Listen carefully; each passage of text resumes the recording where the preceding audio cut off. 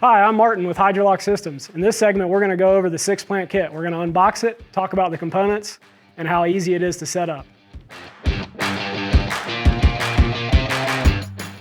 So let's get into checking out the 6-plant kit. This kit allows any grower of any experience level irrigate and automate a home garden.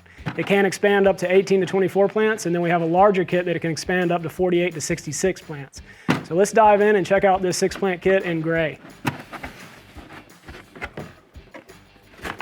First thing we're going to pull out is our Inline water pressure pump. This pump comes with a 2-year warranty. It can run dry and it's almost indestructible. Next, we're going to get into our Hydrolock S10s. This comes with 6 of them. These things are incredible, guys. They allow you to distribute your water evenly around your plants, control humidity, and add precision to your growing all the way across the board. Our S10 comes in 2 identical pieces and snaps together like this around the plant's base. Later in the segment, we'll get talking about the sprayers that go in here. Next, we have our Manifold Kit Assembly. In another segment, we're going to show you how to assemble this. This also comes with all the pump connections and everything you need to build the system.